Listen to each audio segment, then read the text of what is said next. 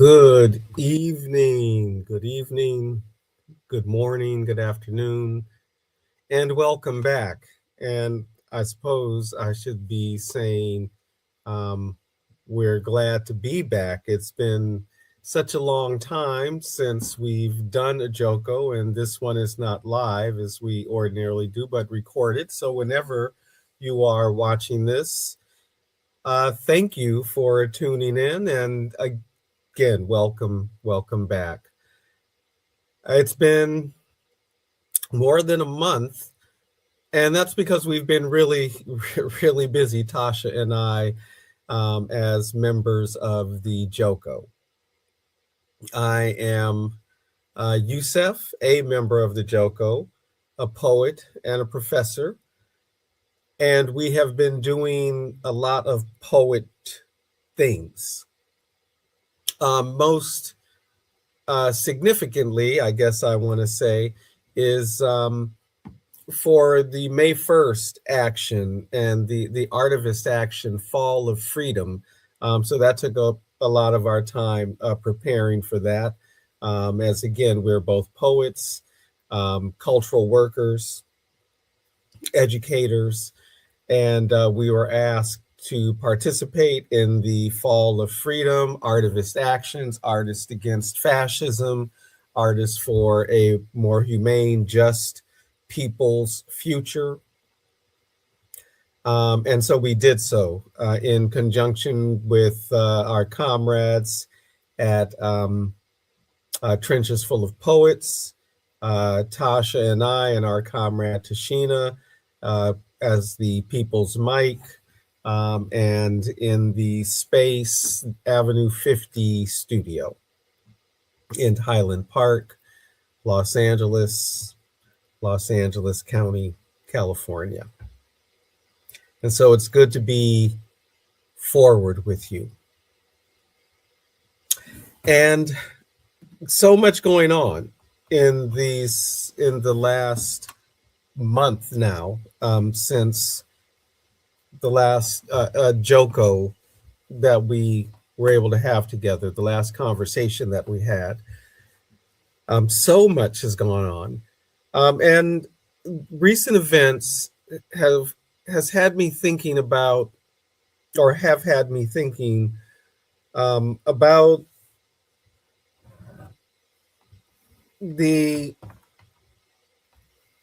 racial aspects of the current regressive moment, this current reactionary moment, and this commitment among the American right wing, the U.S. American right wing, and really a commitment with its roots in the post 1965 moment, and so at least since then, the last time, 1964, that a Democratic president won the majority of the white vote. And since then, there has been this era of, well, really, tension, recalcitrance, and efforts for retrenchment. And we are very much in the throes of that now, with among the latest outrages of so many outrages, the complete gutting of the Voting Rights Act and the move by the states of the former Confederacy to disenfranchise Black voters in particular, Latina voters as well, with as we consider how much the Latin community has grown in the southern states, the states of the traditional Confederacy, as well as those other Democratic constituencies that live in or near Black Democratic strongholds, and really want to think in terms of Black strongholds, because often Black communities are voting for Democrats as a form of harm reduction because it's clear that after the 1965 Voting Rights Act, the Dixiecrats of yore migrated to the Republican Party and have been in the Republican Party and shaping its platforms and direction since then. And always keeping in mind that the South, as Malcolm X put it, is really south of the Canadian border. So, in that context, let me take a moment to remember Tasha, my partner, my comrade, who's not uh, with me tonight as I'm making this recording, but who always starts us off by saying, "We know we do this," and I want to say, "We know we do this on the shoulders of, and in the name of, in the names of, and in honor of our ancestors, our personal ancestors, those our personal familial lines, our intellectual and spiritual lines, our ancestors, and that African line that we celebrate, and for whom and with whom we struggle in the global African movement for unification and independence and sovereignty, to return the sovereignty of the Black peoples of the world, the African peoples of the world, and those other Black peoples of the world, in the Asian world, the Australasian world, Pacific world, etc. Ancient diasporas, modern diasporas, historical diasporas.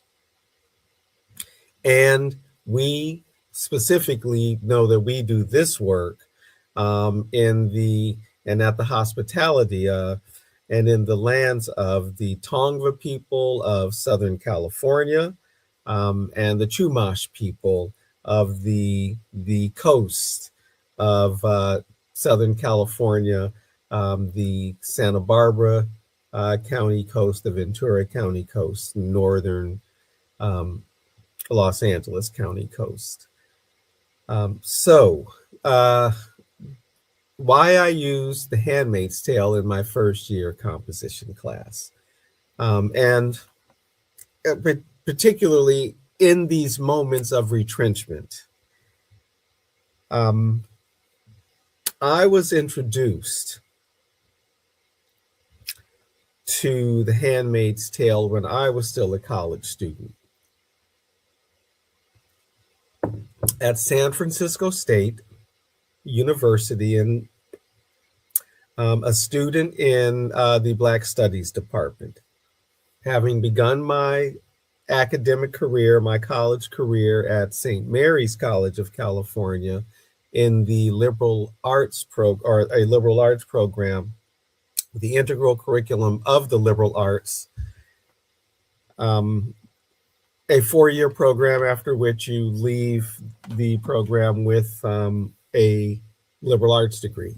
And it was a great books program, and actually I quite enjoyed it.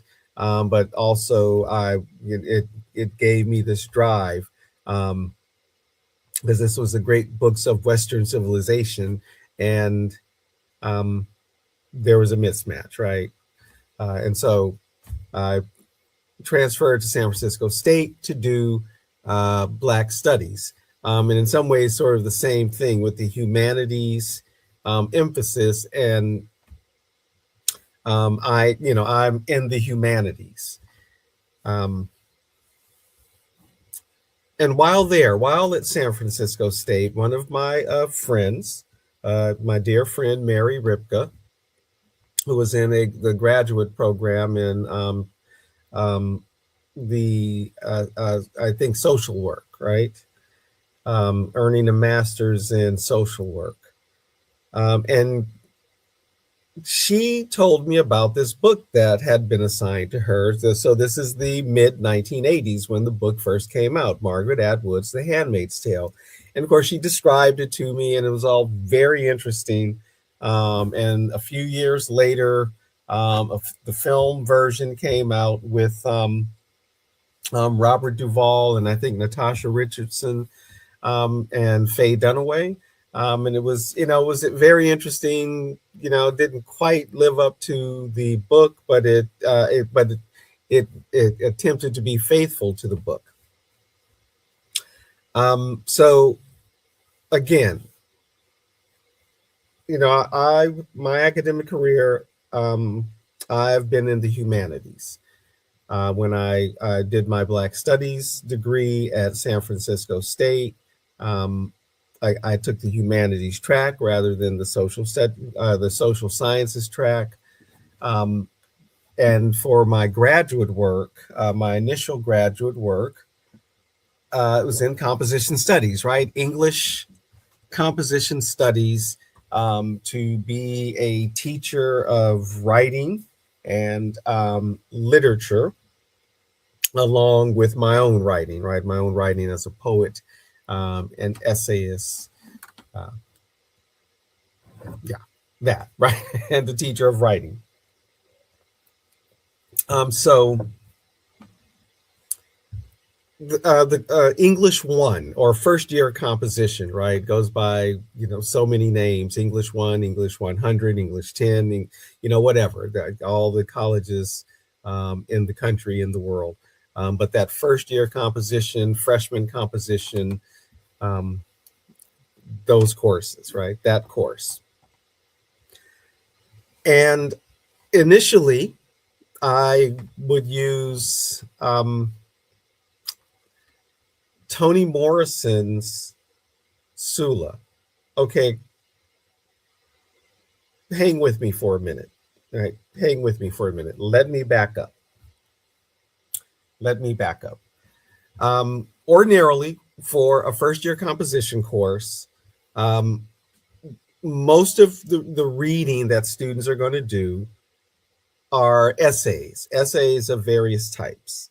There might be personal essays. An instructor might assign sort of academic essays, formal, academic essay, analytical essays. An instructor might assign what do you call those, like op-ed sort of pieces, opinion pieces, etc. So, but mostly nonfiction, right? Nonfiction prose essays.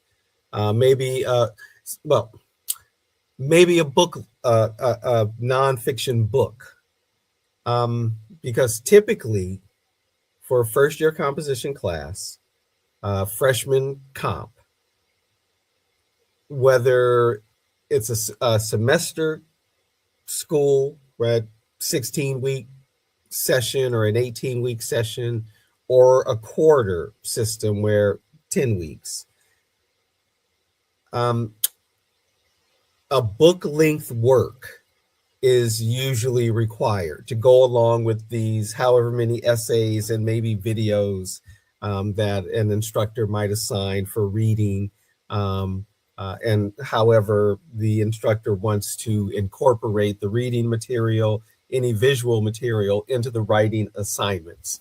And that's another question in terms of the teaching of writing, right? Whether or not students are always asked to write about something they've read or just to write about their ideas. And I come down on the side of you don't only have to respond to reading as a writer, right? One can write from one's own ideas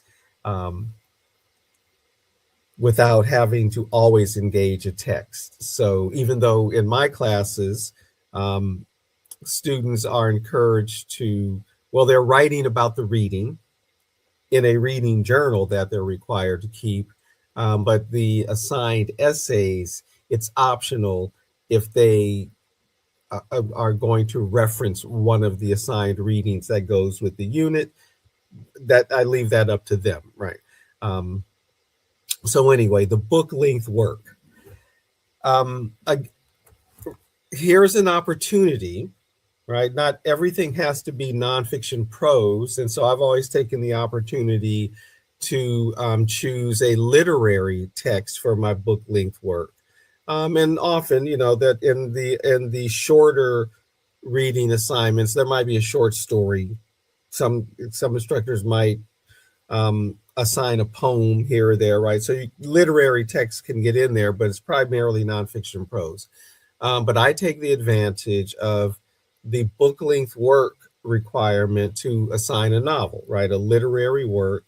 Um, the way we used to do it at my school, the school where I work, Santa Monica College, is that the next class after freshman comp, what used to be English 1, it is now called C1000. The next class would be English 2, and it was literature based. And so I saw the literary text book length work as a little bit of a head start for English 2. That's been changed. Now that class is no longer English 2 at Santa Monica College, but it's C1001. And this has been standardized throughout the state of California for the community colleges. The and the primarily literature based content that we used to be able to do in English 2 can now be at most 49% of the reading material. But that's not today's discussion. I want to go back to the book length work. As I said earlier, so I would use Toni Morrison's Sula, and I had been using Sula both as a high school teacher and as a college instructor, because Toni Morrison, has that range in terms of, how we choose to teach her, and the anthology, what anthologies, her work, where we can find her work. But I got to a certain point where I had taught Toni Morrison's Sula for such a long time that I just didn't have much more to say about it to students, and so decided I needed a new book, and remembered my conversations with Mary, and decided to use The Handmaid's Tale. The features of the novel appealed to me, and it seemed appropriate. This is now really this is the early 2000s. I began teaching at Santa Monica College in 1999, and so now it's like 2003, 2004, and actually maybe even before that, but the early 2000s. But during the Bush administration, Bush Jr., and the level of religiosity that was part of the Bush era made Margaret Atwood's The Handmaid's Tale that much more relevant to me in that moment, and again for its predictive qualities in the mid 1980s. So this dystopian, near future, recognizable future, non-linear, first person, mimicking or representing, human memory with all of its flaws, novel,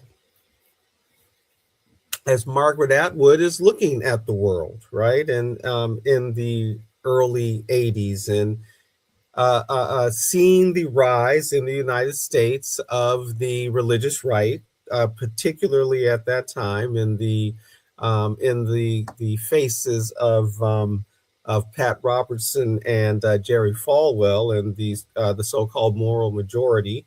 Um, be aware of groups like the Heritage Foundation and other um,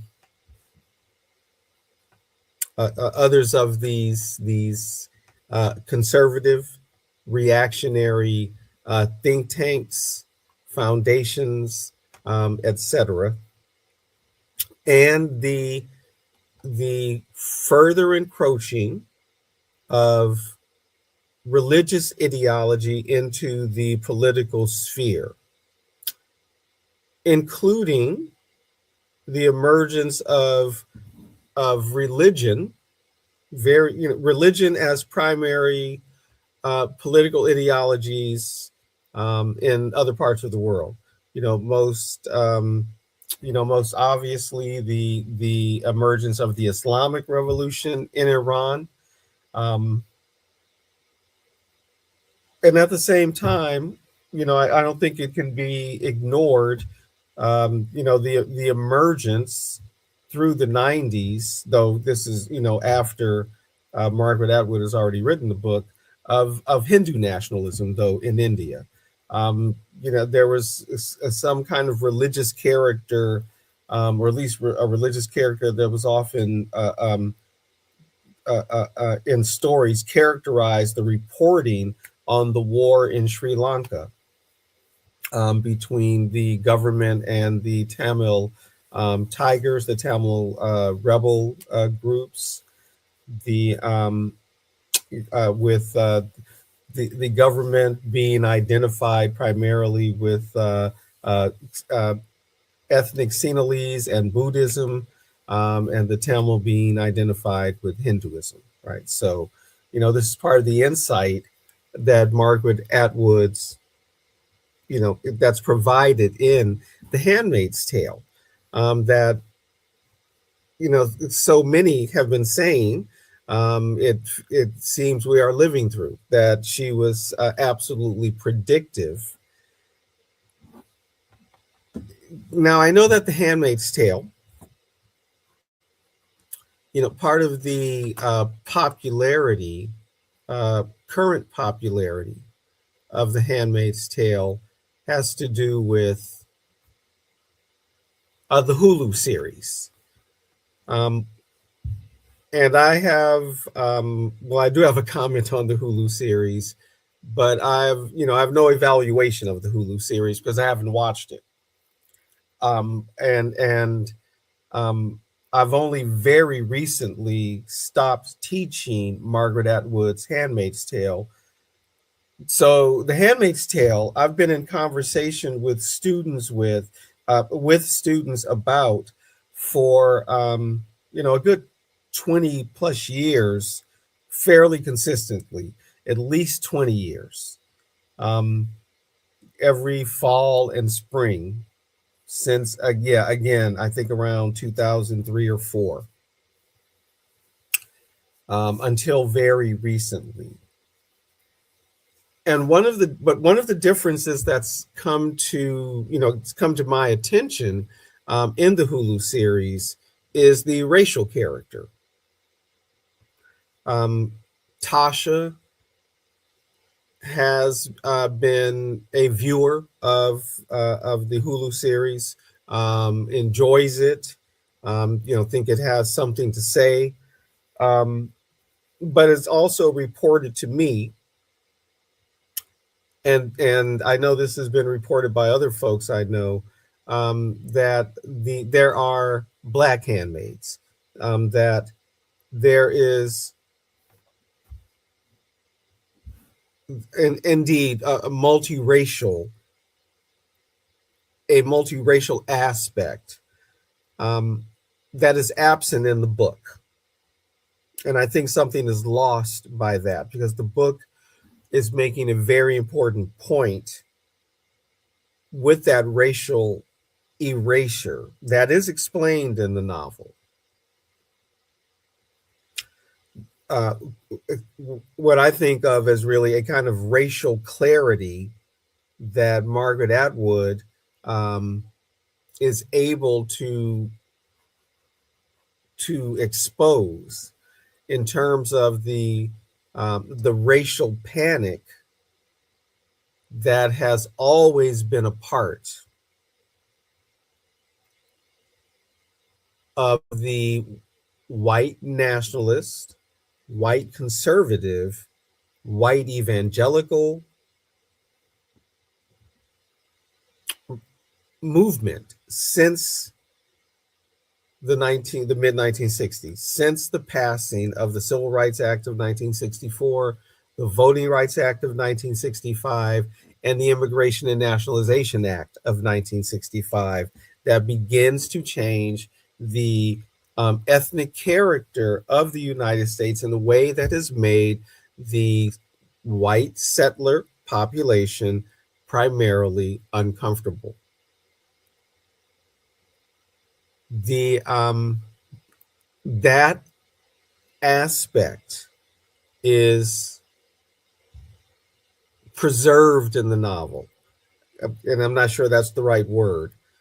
Explored in the novel, explicit in the novel. It's made clear in the novel that the quote unquote children of Ham are being relocated to something called homelands, alluding to the contemporary Bantustans or homelands in white settler colonized apartheid South Africa. There's a reference in that same passage in the novel of Detroit being bombed. These things may be in the Hulu series again. I don't know. I do know, though, that in the novel, there is no interest in the reproduction of people of color. It is a panic around zero birth rate among the white population. And that is made unequivocally clear at the end of the novel. And so I guess spoiler alerts, right? That's made completely clear at the end of the novel, where the last chapter of the novel, historical notes on the Handmaid's Tale, where it is revealed that the reader has been an attendee at an academic conference at the University of Nunavut in Dene, the Arctic zone. Indigenous sovereignty has been restored to what we call the Americas. There is no longer a Canada or a United States. This academic conference is about 200 years after the action of the novel. We've been listening to recordings that the narrator has created,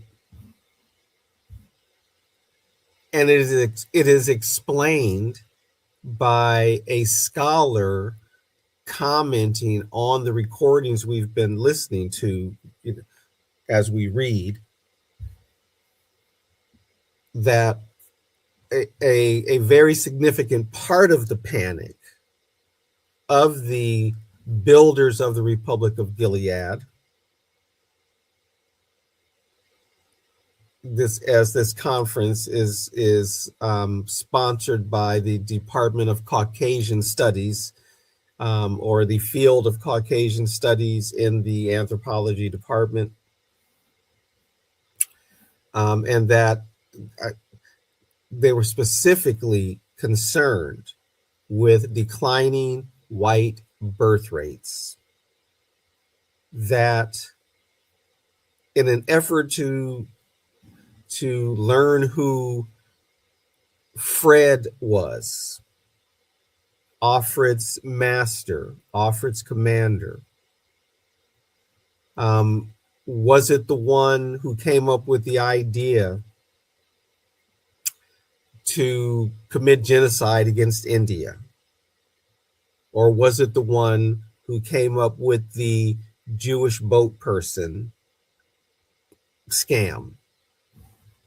In either way, right, there's this sense of a genocidal um, practice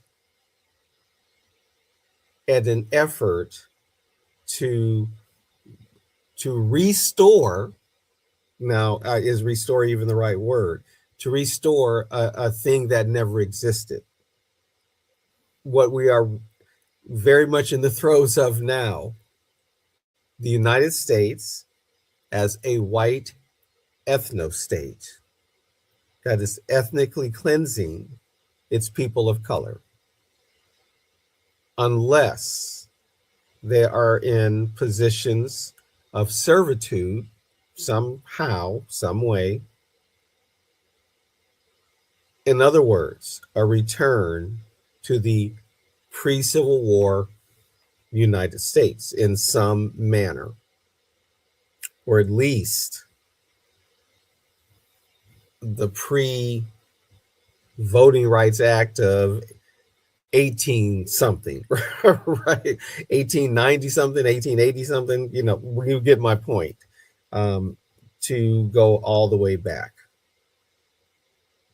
This racial moment in the United States really confirms the vision of the novel, the racial clarity of the novel, the drive to control, eliminate, exterminate the non-white people who are resident in the United States. That comes through in the novel. The panic is around white childbirth.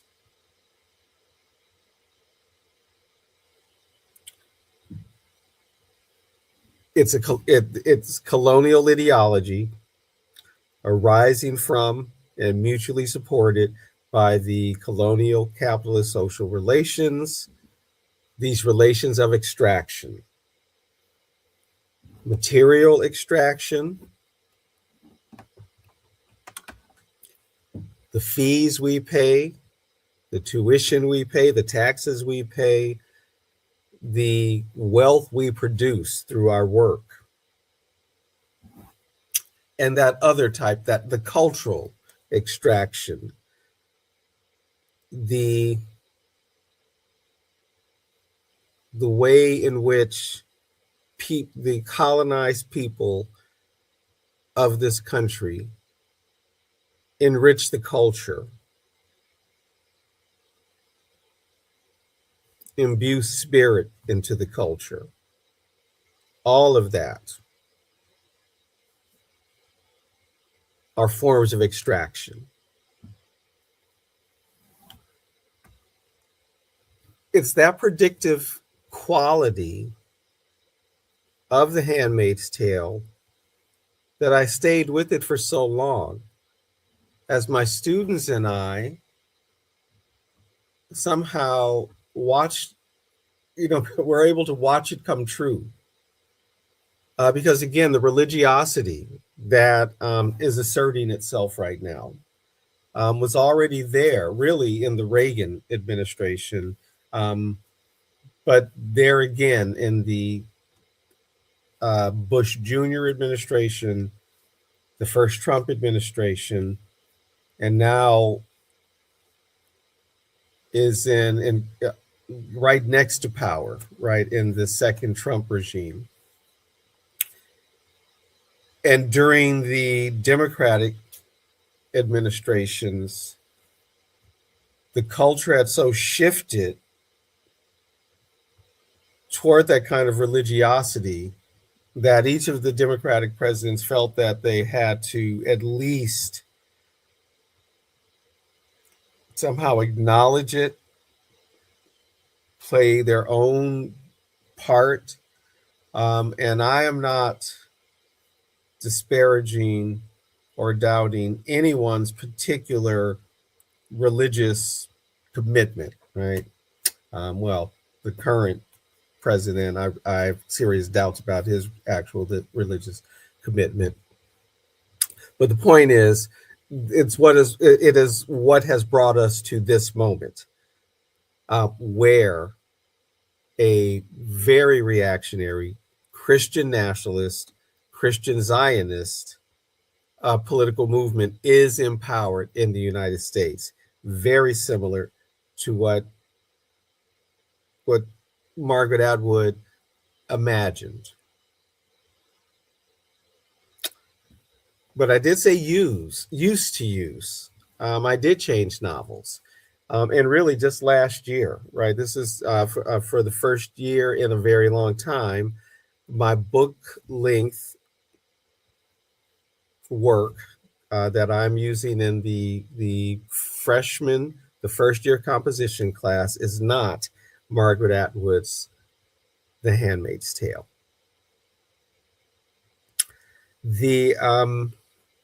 So why did I change novels? In some ways, because everything is just so real right now. You know, a student came to me and was, you know, explained that she was traumatized because everything was so real right now. And if you can imagine, and actually you don't have to imagine, all you have to do is remember, right? You feel how bad it is now under this current regime. How much pressure, right, people are under right now. And remember last year, right, as the Trump regime was invading cities. And since the regime has come in, and indeed during its campaign, it's very pointed attack on the trans community. And this particular student was a strong ally of the trans community, and was quite frankly feeling traumatized. And so I thought, yeah, I can understand that. And, maybe it is time, right? Maybe it is time to change the readings to another kind of predictive novel. One that I had really kind of just started reading, hearing about in a way that I hadn't before. And so I went ahead and changed. I changed to Parable of the Sower, Octavia Butler's novel.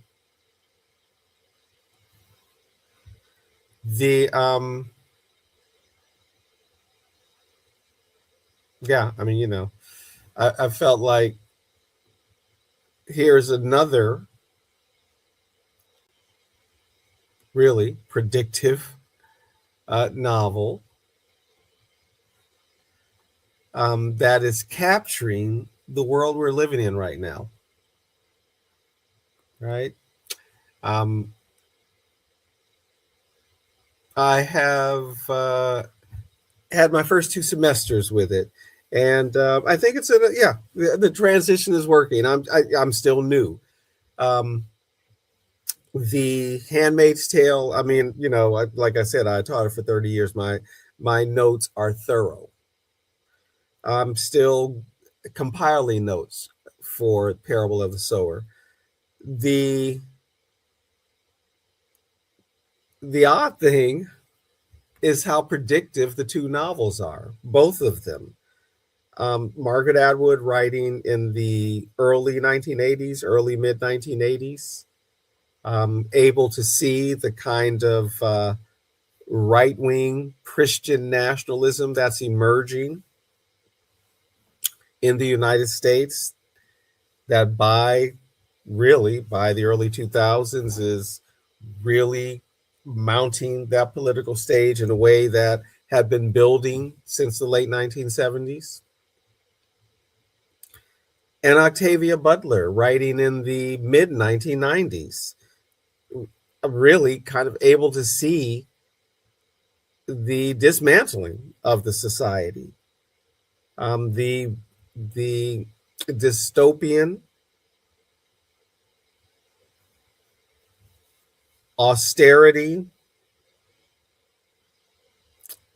complete dismantling, the deconstructed state.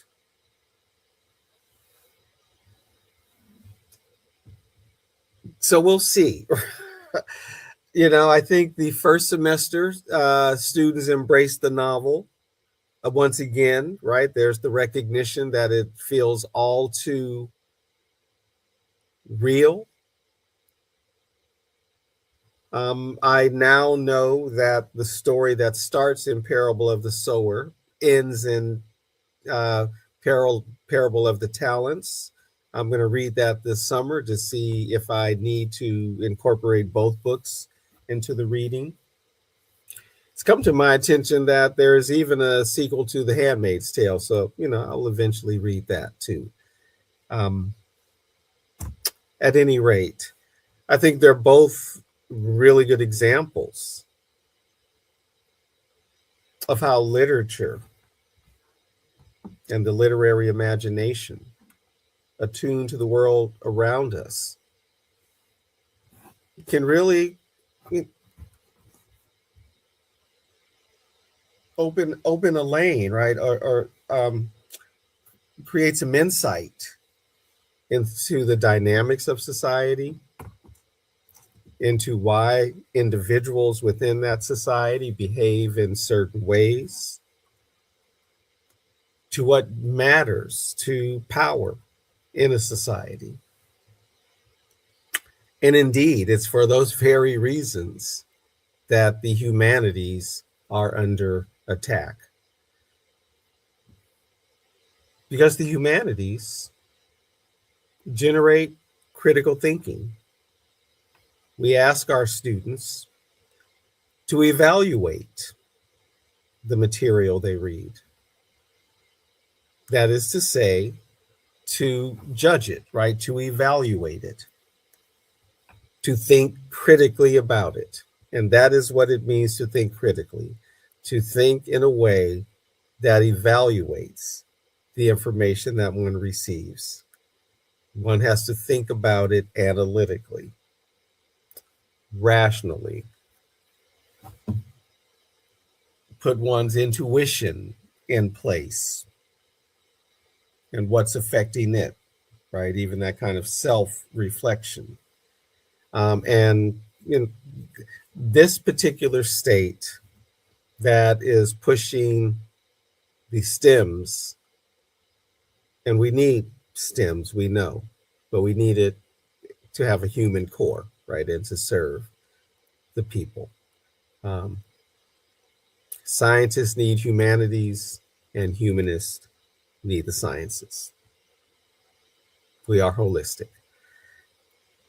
So anyway, it's good to be back. I just, wanted to get back, talk to y'all folks again. We really appreciate you. We'll be back live soon. We may be back live as soon as this Thursday. Please do all the things for us. Like this video. I hope you did like it. Maybe it sort of came out of left field. If it's me, it should come out of left field. Subscribe if you haven't subscribed. By all means, leave some comments. If you have some comments, I'd love to answer them. And share. Please share. Again, it's good to be back, leaving some content for y'all. Feel like we've been away, feel like we abandoned you. We've just been real busy. And I've been trying to do one of these recordings for a while. But you know what? I'm just really not used to it. Like teaching, right? I teach online, I teach hybrid.